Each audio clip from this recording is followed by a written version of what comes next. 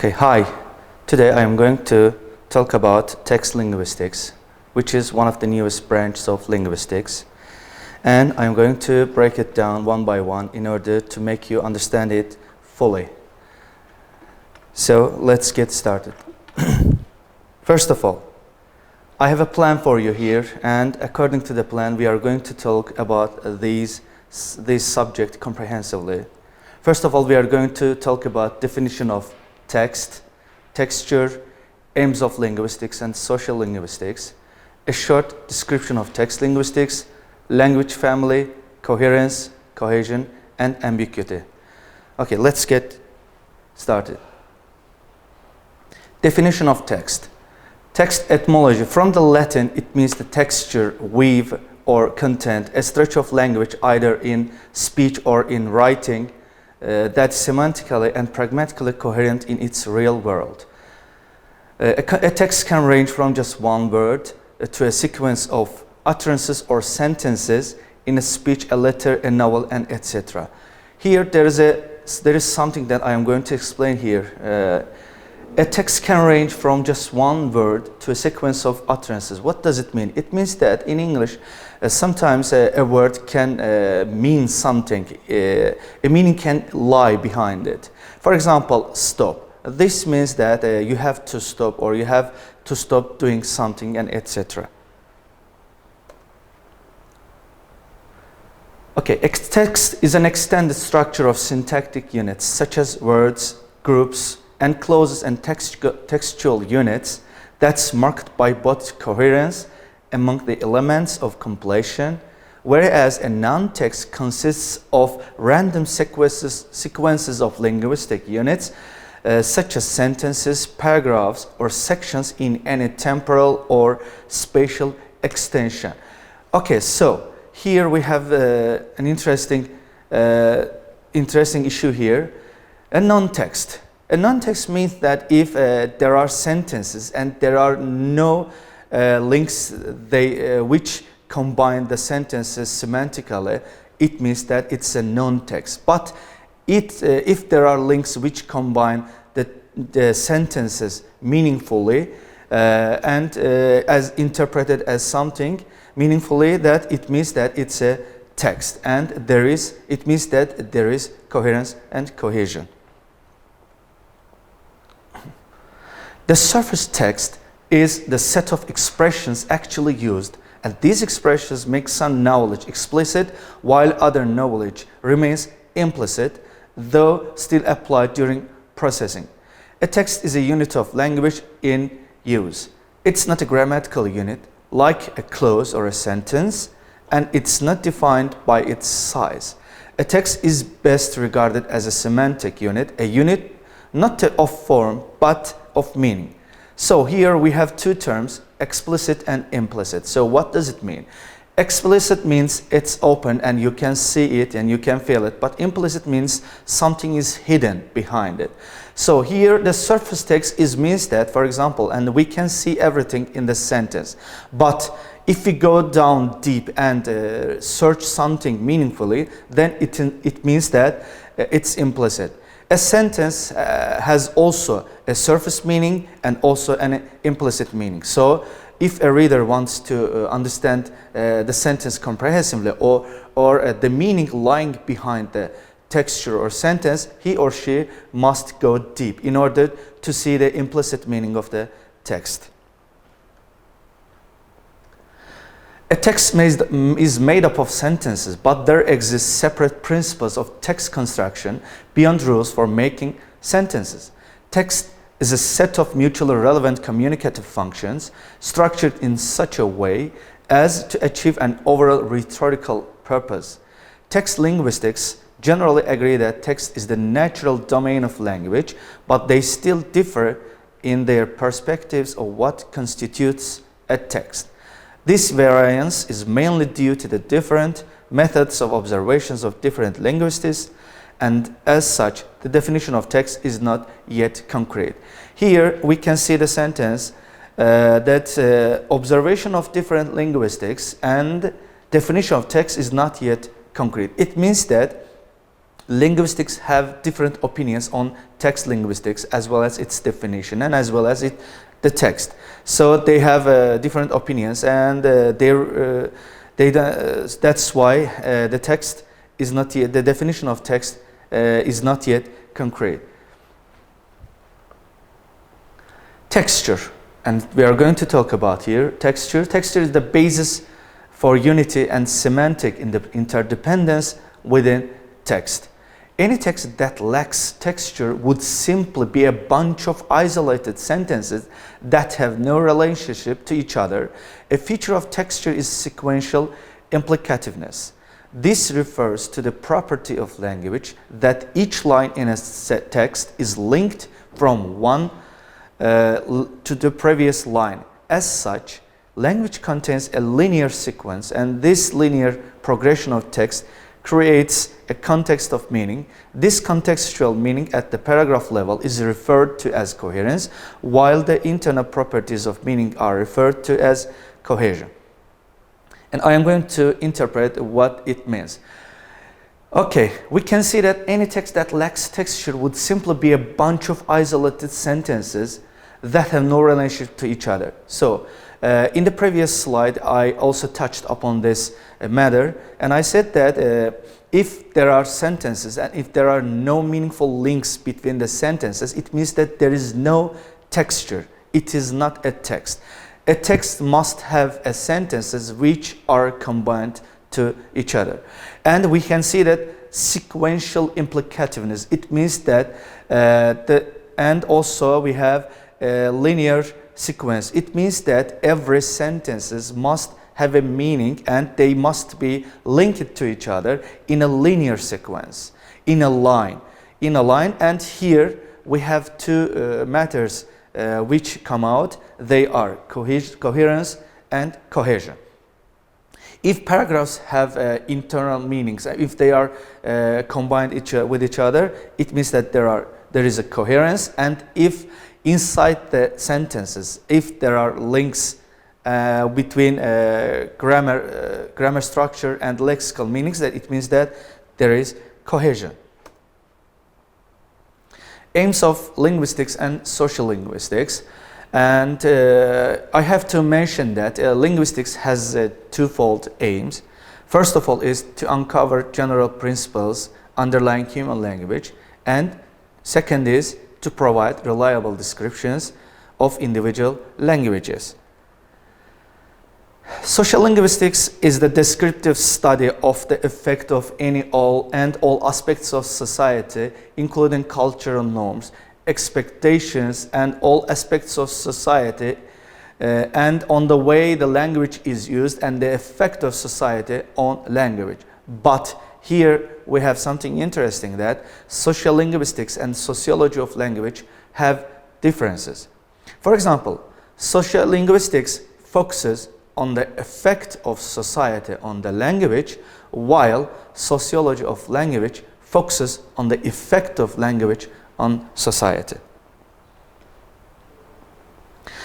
Okay, a short description of text linguistics. Text linguistics, as the newest branch of linguistics, reflects the whole process of evolution and development of modern linguistics.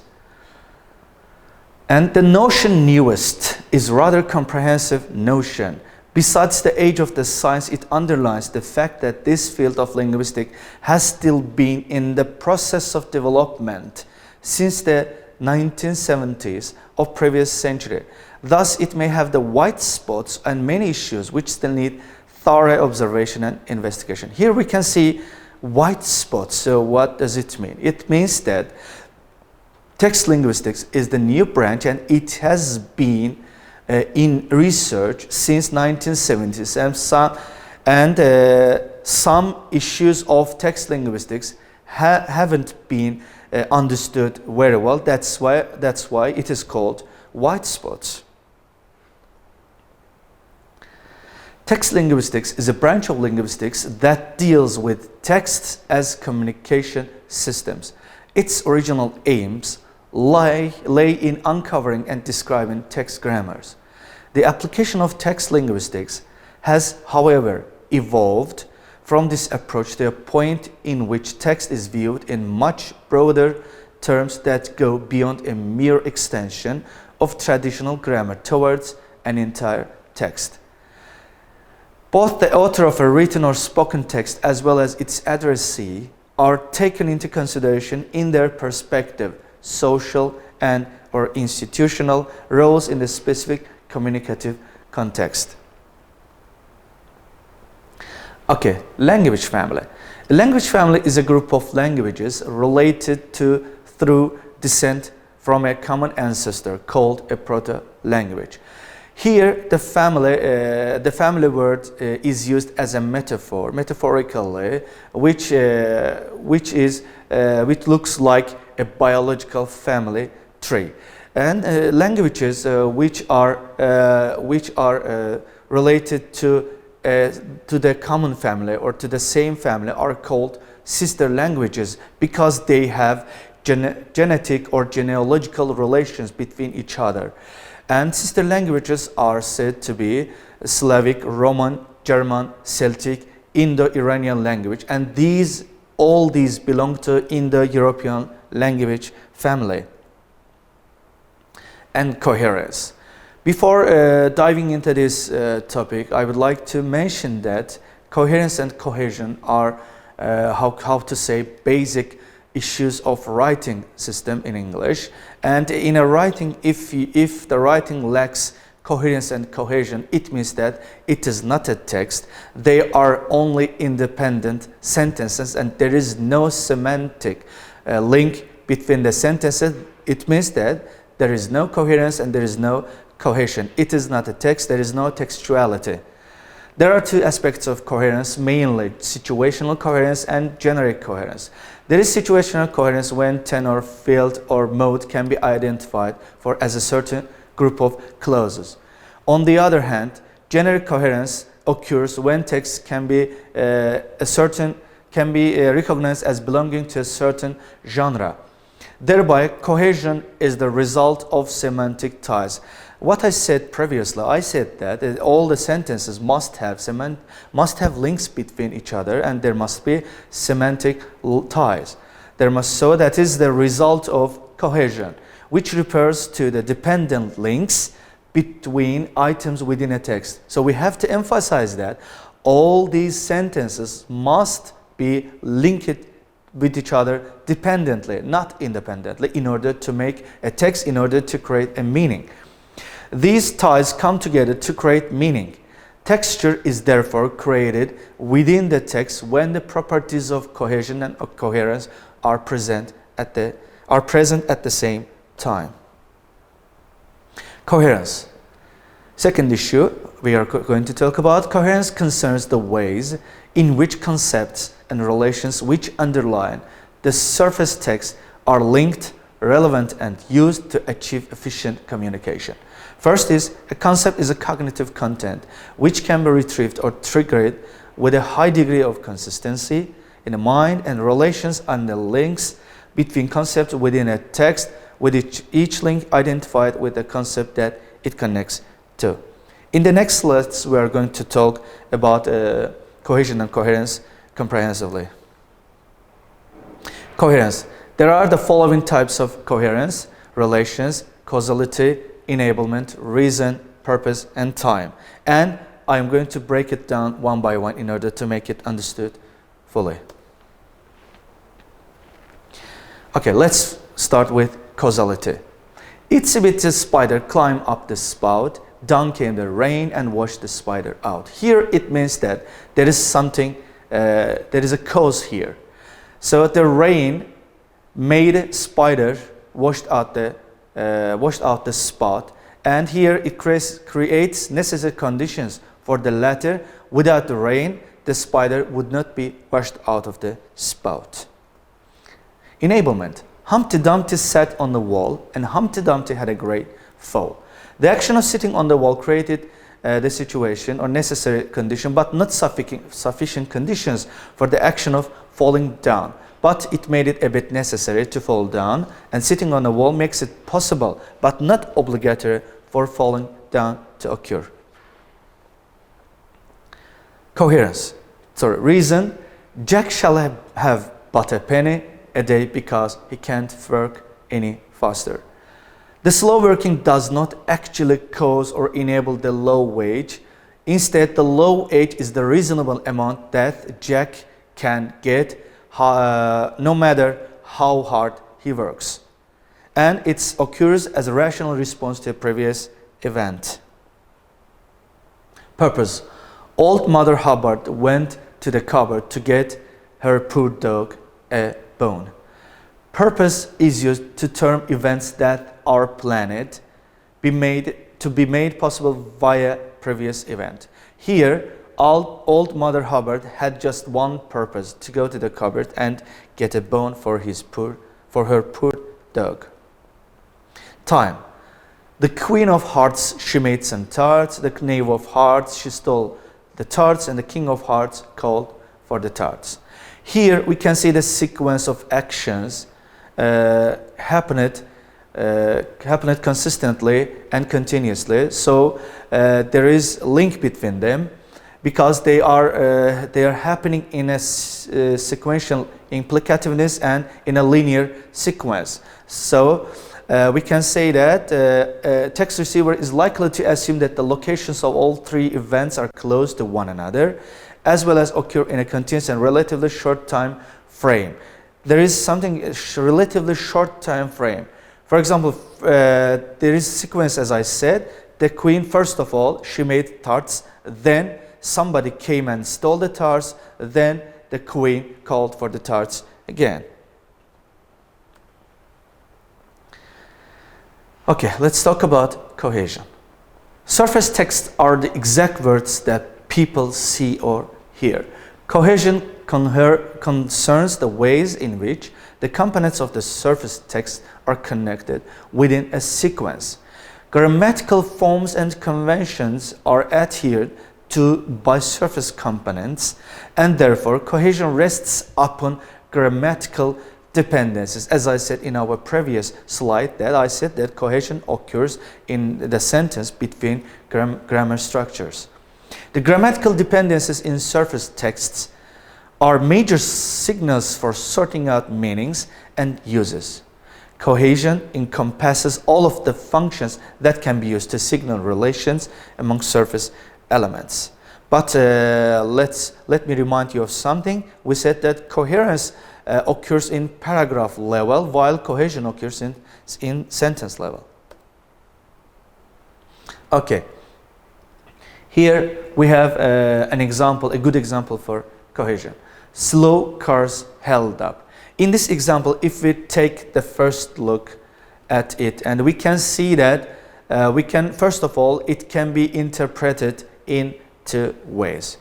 First of all, if we divide it into two parts, slow cars, comma, held up. What does it mean?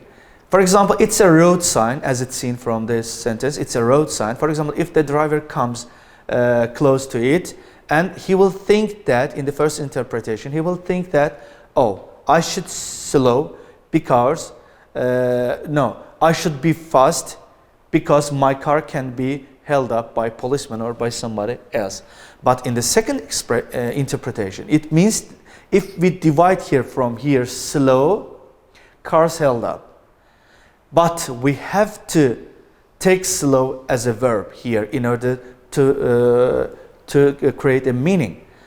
So slow is used here as a verb. Slow down. It means slow down, or cars will held up.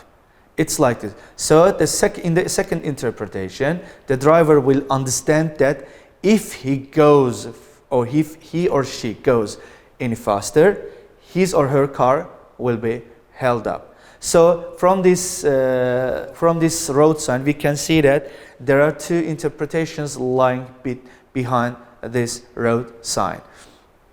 And here, ambiguity occurs, and I am going to talk a bit about comprehensively in our next slides. Okay, ambiguity, what does it mean? Ambiguity is the presence of two or more possible meanings in a single passage. The words come from a Latin term which means wandering about, and the adjective form of the word is ambiguous. In addition, ambiguity is sometimes regarded as fallacy, commonly known as equivocation, in which the same term is used in more than one way. So in a nutshell, we can say that ambiguity means something has two meanings, or two or more than two meanings. Okay.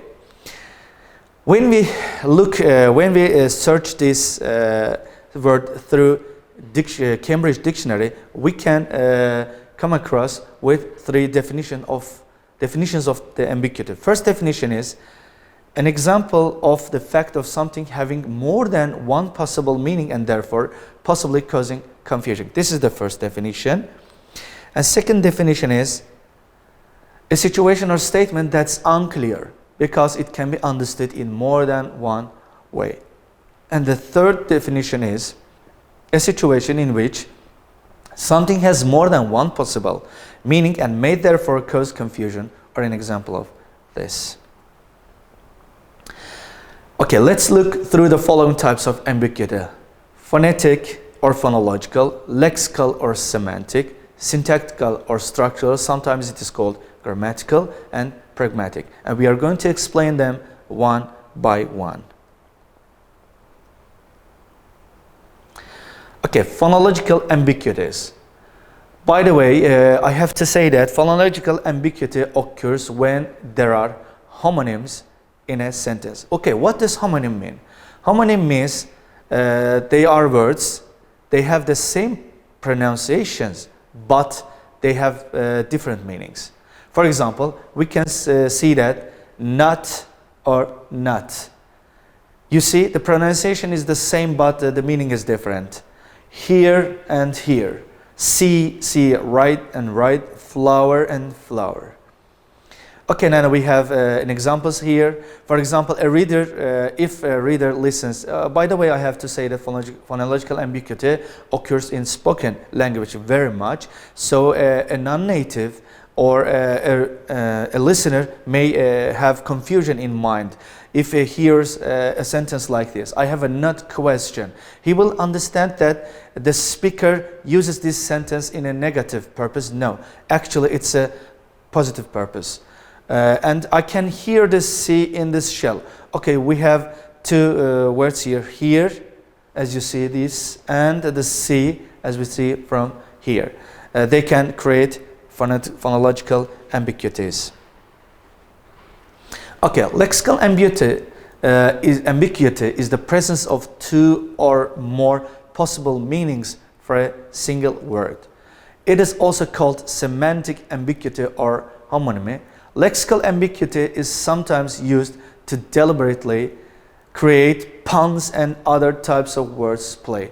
By the way, pun also means to play on words. In literature, it means like that.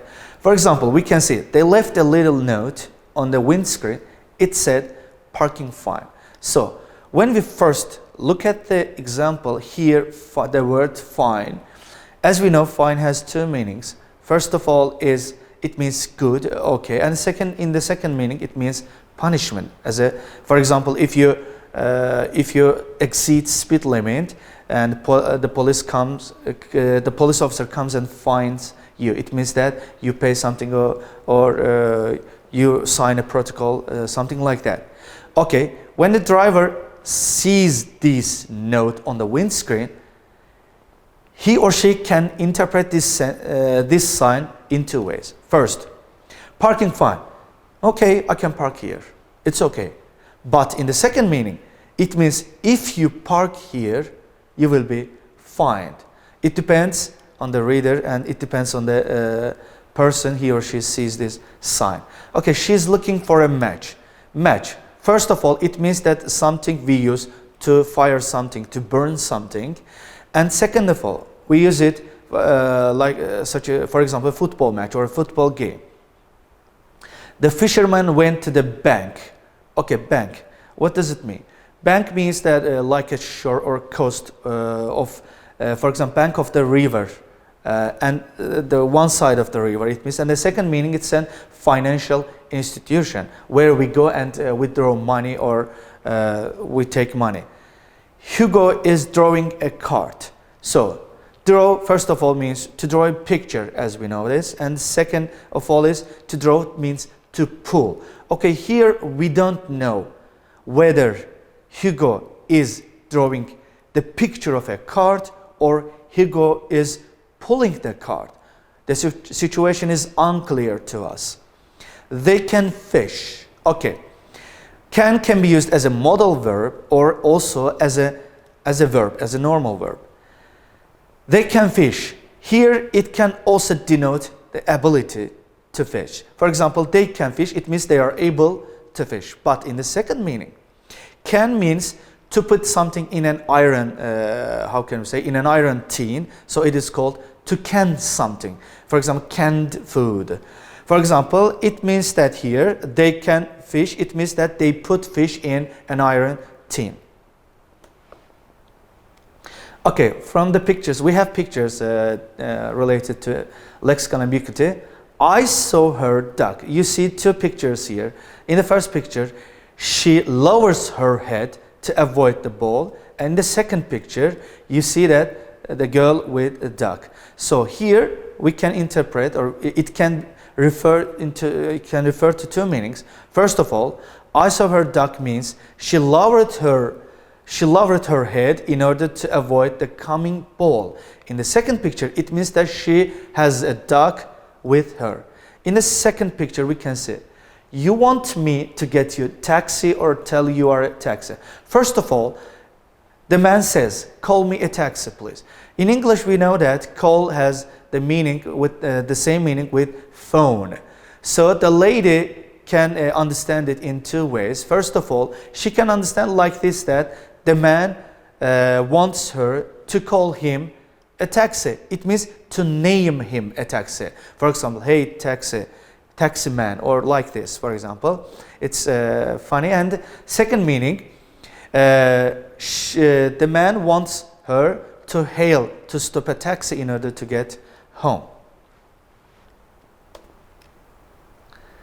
Okay, another example. For example, I am waiting for you near the bank. Okay, in the first meaning, the bank, the side of the river, as I said in our previous slide. And second meaning, the financial institution. I am waiting for you near the bank. And second meaning, my brothers saw a bat. Bat also we see two meanings, a bird, and the second is cricket bat. It's an object in cricket game, and it is used to hit the ball. It's a stick. Okay, but the word saw is also have the meaning of cutting. So here it can be interpreted two meanings. For example, my brothers cut a bat. So it here, so means cutting. For example, they cut the stick, the cricket stick. And the second meaning, they saw a bat. They saw an animal. And the third meaning, they saw a bat. They saw a baseball bat or a cricket bat. They are the same, by the way. Okay, in English grammar, syntactic ambiguity, also called structural ambiguity or grammatical ambiguity, is the presence of two or more possible meanings within a single sentence or sequence of words, as opposed to lexical ambiguity. In our previous slide, we said the lexical ambiguity occurs in the sentence in one word, but syntactic ambiguity occurs within a single sentence totally. For example, the intended meaning of a syntactically ambiguous phrase can generally, although not always, be determined by the context of its use.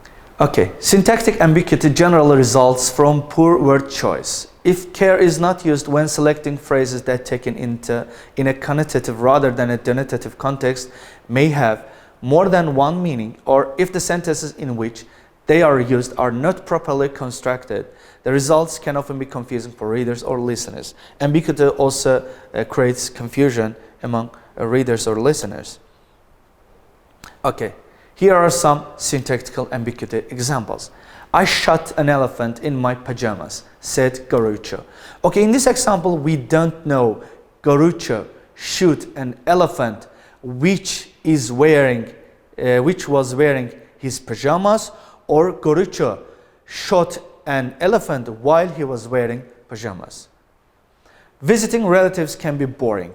Okay, so here we don't know the action of visiting is boring or the relatives which visit us very often can be boring. The chicken is ready to eat, as can be seen from the picture, that this sentence also either means that the chicken is sitting and wants to eat something and is ready, everything is ready for eating, but in the second meaning, it means that the chicken is already cooked and it's ready to be served. Okay, pragmatic ambiguity arises when the statement is not specific and the context does not provide information needed to clarify the statement. Roughly, a pragmatic ambiguity occurs in a requirement if different readers give different interpretations to it depending on the context of the requirement. So it means that pragmatic ambiguity is also occurs in spoken language, and it a little looks like a syntactical ambiguity but pragmatic ambiguity covers the whole sentence, the whole meaning of the given sentence. And for example, we can look at the table, we can see that, for example, do you know that what time it is? Here in the semantic meaning, we know that somebody is asking to learn the time, but in the second meaning, maybe somebody is asking it angrily. We doesn't know the situation.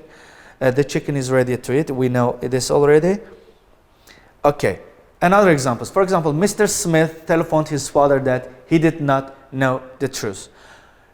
The pragmatic ambiguity lies here in the pronoun he. Why? We can understand it easily. First of all, he may denote Mr. Smith or may denote his father.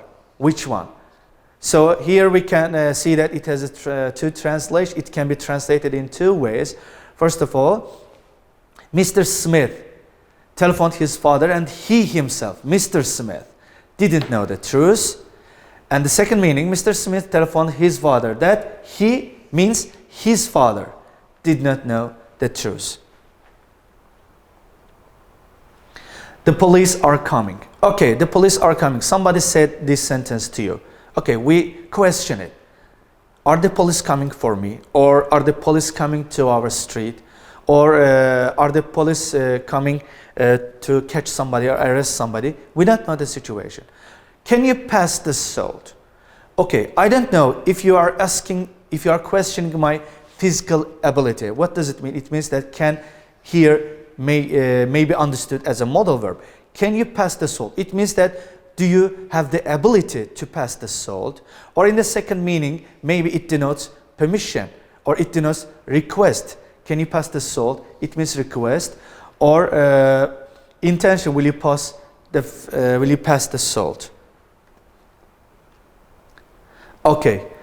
This is the end of our slide. This is the end of our video lesson. As you see, I have provided 4 references for this lecture, and if you are interested much in this lecture, much more, you can look through these references to get more information. And thank you for your listening. Thank you for your watching, and see you in the next videos. Bye.